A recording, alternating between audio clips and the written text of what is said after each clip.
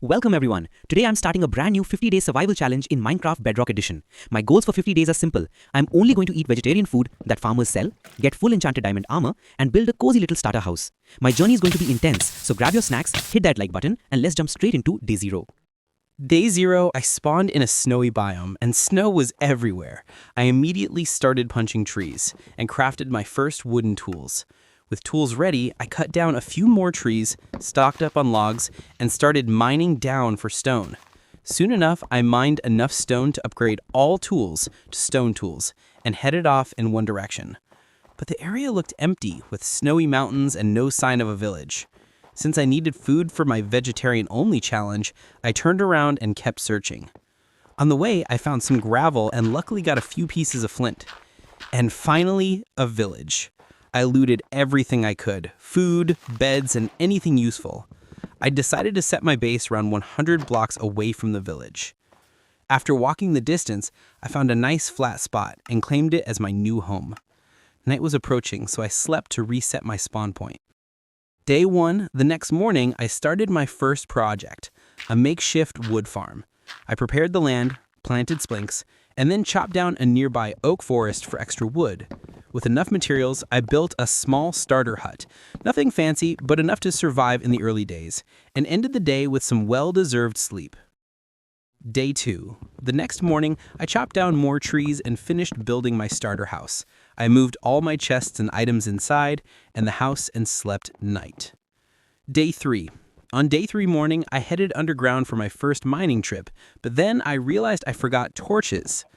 I returned to the surface, smelted some logs into charcoal, crafted torches, and lit up my house and mining tunnel. While mining deeper, I found tons of copper. I smelted it all and crafted copper armor and copper tools to help me survive. While digging down, I ran into my first cave, but I was honestly too scared to go in this early. So I sealed them off and continued in a different direction. After mining deeper, I finally struck something valuable, iron ore, and kept going until it happened. On the day 4, my first diamond. The moment every Minecraft player loves. I smelted the iron into ingots, crafted a brand new iron pickaxe. I mined it carefully with my new iron pickaxe, and continued downward. Eventually, I reached Yi level -59, one of the best layers for diamond mining.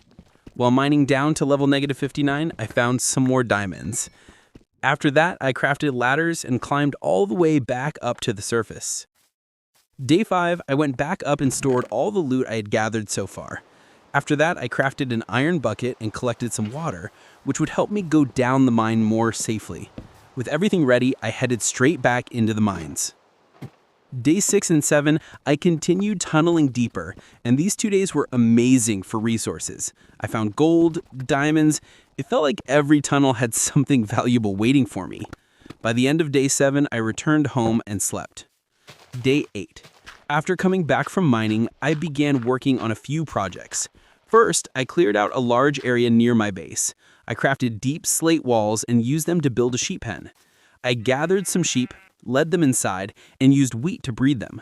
Next, I prepared a small area for the villager trading zone. I placed all the beds there and began crafting workstations for the villagers, like Fletcher, composters, and smithing tables. Days 9 through 10. I continued working on my villager trading area. I placed all the beds I had crafted earlier and positioned them neatly so the villagers would have enough space. To keep the area safe, I placed lots of torches everywhere. I didn't want zombies or any other mobs spawning inside the trading hall and ruining my hard work. By the end of day 10, the whole setup was ready. Beds, walls, lightings, and workstations all properly arranged. On day 11, I headed back to the village I had first discovered on day 0. I took my boat with me and kidnapped 2 villagers one by one. I carefully transported them all the way back to my base to my new trading area I just made. Once I finished transporting both villagers safely inside, I started breeding them by giving them food. And now my villager population has begun. Day 12. I began the day by chopping down a bunch of trees from my tree farm. I needed wood for a project I was planning for later, so I collected as much as I could. After gathering wood, I sheared some sheep to get extra wool, which would also be useful for future builds and villager beds.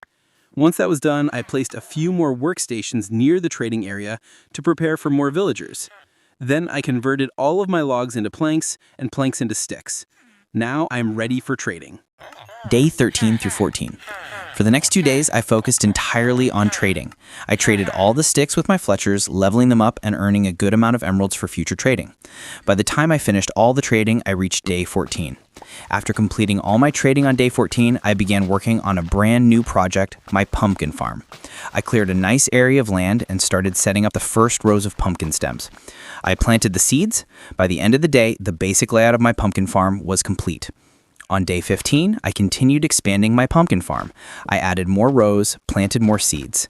After finishing the expansion, I ended my day by chopping down more trees to restock my wood supply for trading with Fletcher. Day 16 through 20. For the next several days, I focused completely on trading with villager, like Fletcher, farmer, toolsmith, and weaponsmith. I spent a lot of time cutting down tons of wood from my tree farm.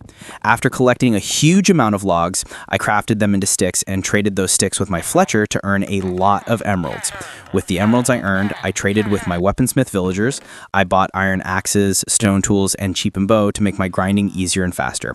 I also traveled back to the gravel mountain that I had discovered on day 0. I mined a lot of gravel because I needed flint. My plan was simple. Trade gravel with Fletcher, turn it into flint, then trade flint with weaponsmith. This loop helped me level up this villagers and upgrade my tools quickly. Day 21. I started mining gravel from Gravel Mountain for trading with villagers. On day 22, I maxed out my weaponsmith, and now he's giving me diamond axe and diamond sword and cop down some pumpkins and grow some sugarcane near lake. On day 23, I cop down some more trees and trade sticks with Fletchers. On day 25, I started trading with my toolsmith and farmer. On day 26, I made a diamond pickaxe and headed back to mine for obsidian and lava. On day 27, cutted all sugarcane that I planted near lake and make paper and went to go on search for leather, and I found a new village and looted it for its valuables and slept the night there. On day 28, I finished looting the village, found some pumpkins there after searching for cow. I finally find some cows on day 29. I lured them with wheat I got from village that I looted on day 27, took them to my base and breeded them in my sheep pen. I sheared some sheeps for wool and breeded them. On day 30, traded with villagers for more emeralds. It continued to. From day 31 to 33, I copped some pumpkins and breeded sheeps and cows and chopped some trees for logs and turning them sticks and traded those for emeralds and traded with toolsmith because his last trade is diamond pickaxe, which I got in day 34. Day 34.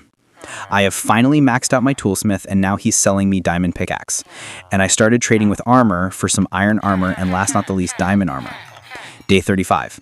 I traded with Fletcher and maxed out one of my armor and now he's selling me diamond boots and chest plate. Day 36. Cop down some more trees and trade for emerald because I wanted them to max my other armor for one of my challenges. On day 37, I crafted wood into sticks and traded with my Fletcher, and starting trading with my other armorer and chopped some pumpkins, and then I breeded my sheeps and cows, then killed some cows for leather. At end of day 37, I traded with my framers and slept. On day 38, I traded with my Fletcher for emerald to maxed out my other armorer for his diamond armors, but he now gives me diamond chest and boot that I already got fro my first armor.